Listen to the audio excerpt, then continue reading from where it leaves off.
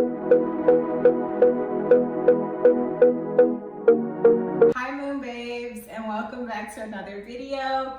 If this is your first time joining us, my name is Cheyenne. I'm the face behind and founder of Soulful Soothe, which is a community for Black girls dealing with perfectionism and church hurts, religious trauma, to come and just be healed, to learn how to heal yourself, connect with other women doing the same thing, and just get through this shit we call life, okay? Today's video is going to be an educational video on how to find a luxury apartment in a big city. Now, we can talk about how we individually define big city, whatever. When I say big city, I'm thinking of the major cities across the US. So LA, Nashville, Chicago, Boston, Tampa. Tampa's not really a big city, but you get what I'm saying. It's a metropolis, okay? It's not in the country. You're not gonna be in the boonies. I'm talking there's multi-story buildings, things of that nature, okay? So I'm gonna go in and talk about tips that I recommend. But before that, let me give you some of my credibility. So I have lived in 3 luxury apartments, all in Nashville. All of the tips that I'm about to give you, I've used myself. And yeah, so let's just get right into it. Okay, so the first thing that I recommend when looking for a luxury apartment is to have at least $1,000 of disposable cash. And I say at least $1,000 because you're gonna run into some different fees that you don't get when you're, say, applying for just a regular, schmegular, everyday type apartment, okay? Now these apartments, they have more amenities and they're spending a little bit more than just your average shoebox, Cracker Jack box, whatever type of apartment. I mean, dishwashers are pretty standard in most apartments these days, but if you're going to a luxury apartment, you're going to run into just more of the upgraded amenities and features within the apartment. Now, I will say I'm from Chicago, so I'm used to having like real hardwood floors. These luxury apartments, 9 times out of 10, do not have real hardwood floors. They're using like vinyl laminate, parquet type flooring, but it's such a good imitation that it looks like it's real. And I keep looking down because I'm looking at my floors right now. I'm like, yeah, like because I have a trained eye in this, like I know this is not real, but it looks good to the naked eye, and especially when taking pictures and trying to post and stuff like that, that's what they're going for with the flooring. So just keep that in mind. I know I went off on a little tangent, but keep $1,000 minimum disposable cash because shit just comes up, okay?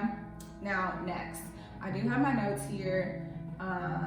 Most of my talking videos, I have notes. So next, let's talk about the credit score, because that's really what holds the girls up, okay?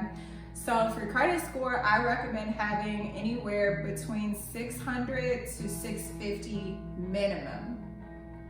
Preferably, of course, you want to have in the 700s, 800s, but let's just keep it real. Most of us don't have that. Most of the general population does not have over 700 credit score. That's just the statistic, right? So I will say there are tons of tips and credit building gurus out there that you can look up if you're like, damn, I really want to go for this apartment like 2-3 months. What do I need to do to get my credit score between 6 and 650 right off the jump? You can go, look at their shit. Actually, there's a girl who I've been watching her videos. Well, I've not been tuned in that regularly, but I know a girl. I'm gonna put a card up here to one of her videos talking about her top credit boosting hacks. And I will say with this credit caveat, if your credit score is less than like 650, like obviously it depends for each property that you're applying at, which that's another thing. I only recommend applying to one place that you're like dead set on. Why would you want to waste $200 per complex. Like, that just doesn't make sense. Don't do that. So when it comes to the credit score, if your credit score is less than like, let's say 650, 9 times out of 10, they're gonna make you pay a heftier deposit, which goes back to the $1,000 of disposable cash that I was speaking to. So with that being said, if you do have less than 650, just expect that. Now, every property is gonna be different. There are some properties that their requirements are at least 700, and they don't really advertise that, so you'll have to ask. I recommend calling. That's a bonus tip.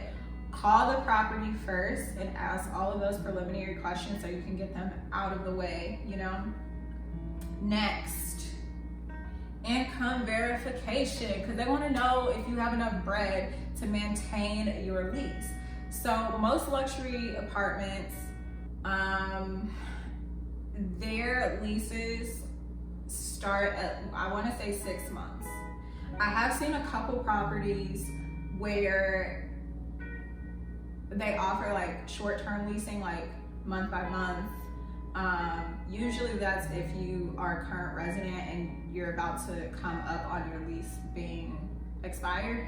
But I've seen like a handful of properties in cities across the country offer like 3-month or short-term leasing. It's not common, but it happens.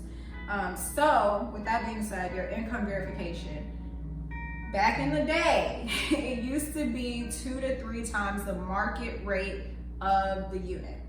Now I am starting to see 4 and 5 times the market rate.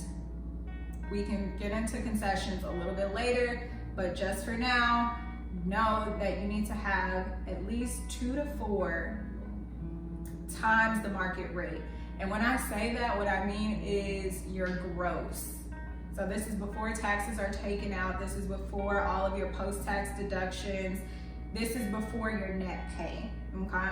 So let's say you make $56K a year, right? Break that down. I don't do math. Even though I'm in finance, I don't do math. So let's say your take-home pay is like $1,400 every 2 weeks. That's your take-home pay, that's your net pay. But the gross is probably somewhere like 16, 17, 19, maybe even 2K, depending on where you're at, right? So what they're going to look at is that 2K instead of the 1,600, like, if that makes sense. I don't know if I explained that properly. Hopefully you get you pick up what I'm putting down. Just make sure your bread is right, okay? Here's another really cool tip. I've only done this myself personally one time, but now that I'm in Houston, I'm seeing it a lot more. And I think that's because this is a bigger market. So the tip is to use a free apartment locator. I use Smart City in Nashville for my last unit. However, Smart City Nashville, that chapter of Smart City no longer exists, I don't think. Excuse me. I didn't use them this time for Houston because I was in a crunch to get a new spot and I just needed to get somewhere. So I didn't use them this time, but I do see a lot of ads, especially on like TikTok and Instagram. They have ads running all the time. So if you're constantly looking for apartments, like, the algorithm is gonna pick up on that and you'll probably start to see. But if you haven't seen any of the ads, just literally type in Google like Smart City and it'll have like a list of all of the cities that Smart City is in. They are not the only apartment locator. Some are available in furniture stores.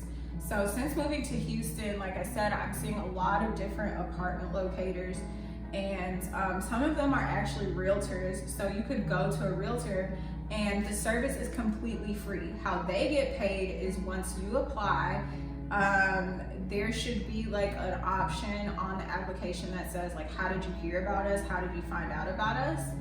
And you put that company or that apartment locator's name and they get like a kickback off of that from the leasing agency or what am I trying to say? Like the parent company of the apartment complex. Also, if Smart City is not available in your city, literally just look on Instagram and Google. Just type in like apartment locators plus your city.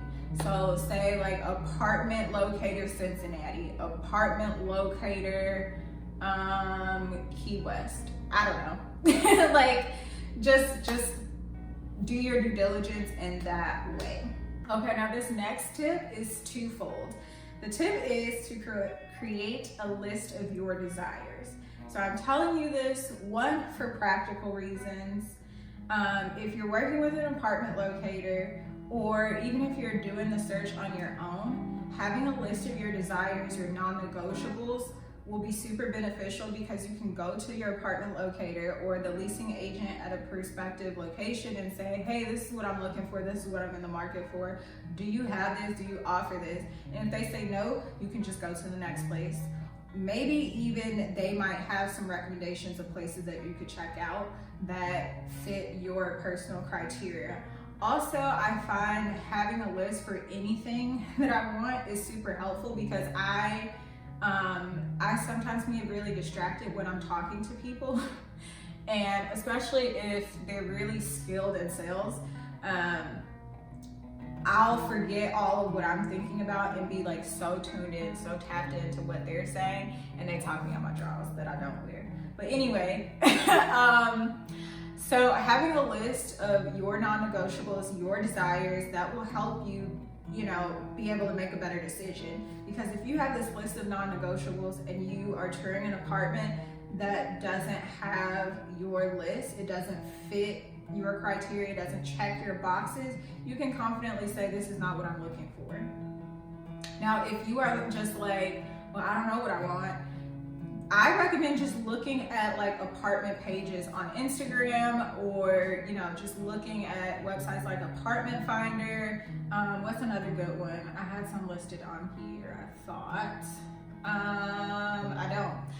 So Apartment Finder, just any of those websites, just look through pictures and be like, I like this, I like that. And once you have compiled like a couple properties that you like the style of, then you can go in and say, okay, I like this unit because whatever this is on the wall, whatever's on the ceiling, I fucks with that, okay? And then you can tell the apartment locator, you can tell the leasing agent, I would like a unit that has this, this, and this. Boom, easy. Now, as far as like the impractical or the woo-woo reason why I'm telling you to do this is because this is actually a manifesting technique. If you make a list on paper, I want you to get a pen that matches the color of your intention. Now let me explain that just a little bit. So the home space is associated with your root chakra, and the root chakra is associated with the color red. So while you're making your list, you can grab a red pen and write down your desires. And this helps your brain to see like what I want exists because it's physically on this paper. And then when you go to look for apartments, your brain will automatically be wired to be looking for the things that you desire because your brain now knows that the thing that you desire exists. Simple. And so it's like you putting in the order at the deli counter, as Queen Cup would say.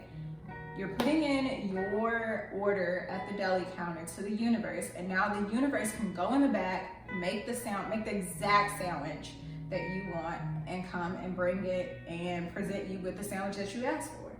I mean, isn't that what we all want to happen, to get exactly what we asked for? Now, of course, you want to leave room for the universe to work its magic whenever you're manifesting something, but when it comes to stuff like this, like, you need to be super uber specific on what it is that you want, because that's just the laws of the universe. Like, the universe responds to your vibration, your frequency.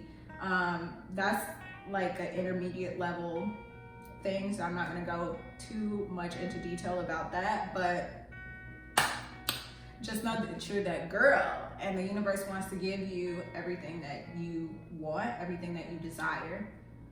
That's going to be for your greatest and highest good. So let's move right along. What's next? As far as touring apartments, now I know because of COVID, a lot of places have implemented either self-guided tours or virtual tours where you just tour the apartment on your phone or your computer. I personally don't like those, and I don't recommend them because you never know when those pictures were taken. And I've seen this even for the luxury apartments. Sometimes they take pictures a while ago and post them on their website. And then some complexes, like, they don't keep up with their social media, so their social media is not as informative and it's not as accurate showing what is currently available at the complex. So I recommend physically going on the tours, and if you are touring multiple properties, I want to say no more than 3 to 4 a day. This is just from my experience, like, it can be very exhausting going on those tours, especially if you're an introvert. You're going to be around lots of people, like, especially walking through the amenity spaces. So like the clubhouse, if there's not laundry in the units, like the communal laundry facility, just all those, like, you're gonna be around a lot of people, and so it can be a little overwhelming. So I just definitely recommend 3 to 4 so that you don't get tapped out too quick. And then that way it'll be easier for you to remember, like, oh yeah, I really, really like this place. I really like that place not so much. You can cross it off the list. And I actually just thought of another tip. When you're going through these tours, either have like a little notebook so that you can take notes on like the property that you're at, as well as what amenities they have and what you really fuck with and what you don't fuck with. You can take note on what you really liked about each of the complexes, and then what you didn't like. And so that'll make it easier for you to make your pro-con list, or however you make your decision, it'll be easier for you to make the decision if you have notes. If you don't have a physical notebook and you're not gonna be taking physical notes, I recommend you literally pulling out your phone and recording. Especially if you have an iPhone, like when you swipe up, it'll tell you like, this was recorded at such and such place at such and such time. I don't know about Androids because I ain't about that life. So when you go home and you're really like trying to mull things over, you're laying in bed, or you cooking your badass kids some food, like you could sit there and be like, okay, yeah, I really like this unit. And then you swipe up and you see it was at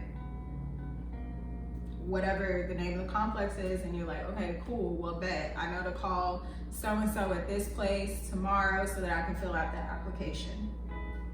Now, my last tip, I say the best for last, because I feel like this tip right here, this tip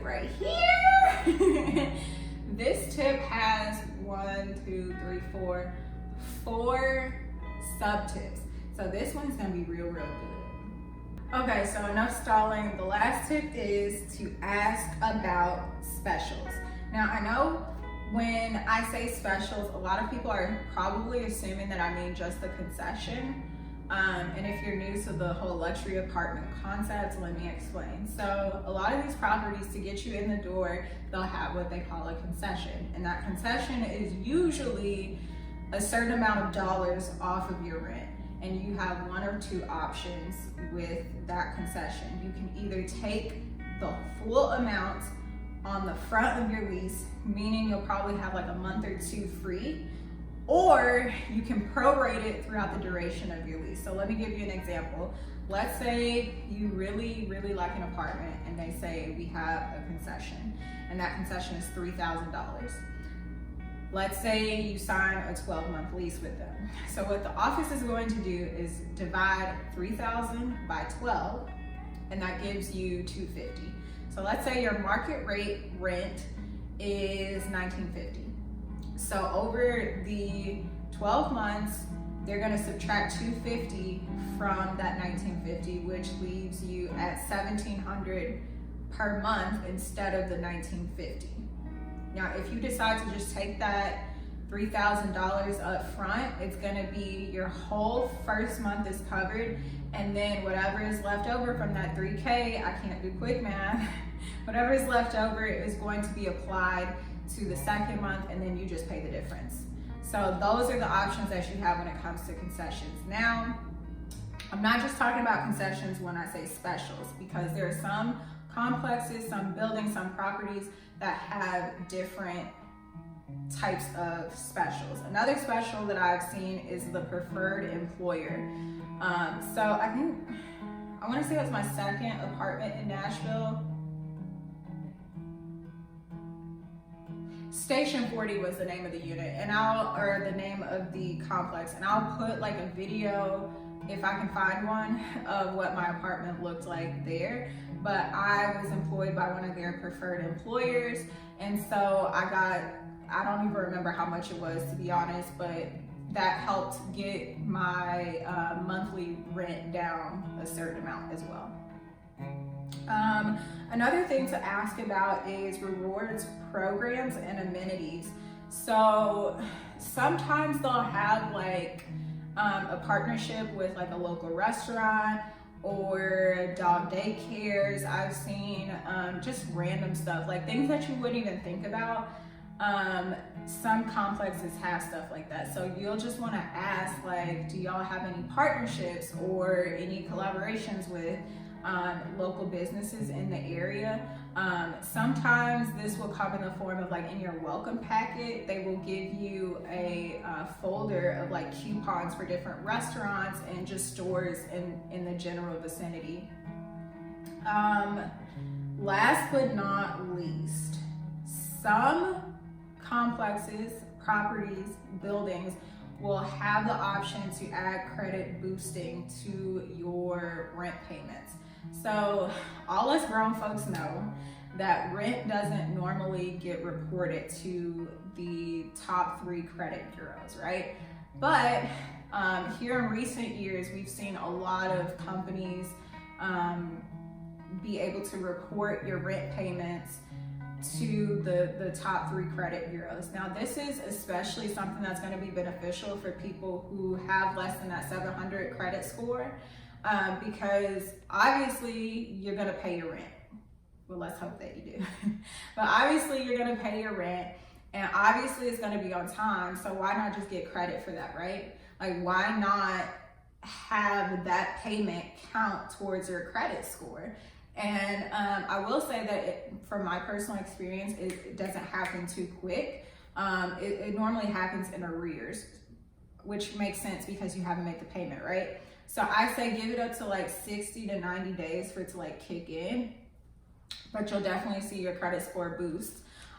If you don't know how to check your credit, I recommend Credit Karma. They have a free tool where you can see your credit score. Now, I know that that's a little controversial because some people say that Credit Karma gives false reporting. There are other tools. I can't think of anything right now that isn't associated with the bank, because several of the banks that I bank with have like a free credit report watching tool, so I don't have to pay anything extra, and I can compare those scores with what I see on my Credit Karma account. But if you're looking for like credit monitoring type thing, I say just like Google it, honestly. But I didn't want to lie to y'all. I didn't want to tell y'all some shit that I've not done myself. I just know that it exists because I've seen other girlies talk about it. But as far as like my personal experience, like I don't know anything outside of Credit Karma.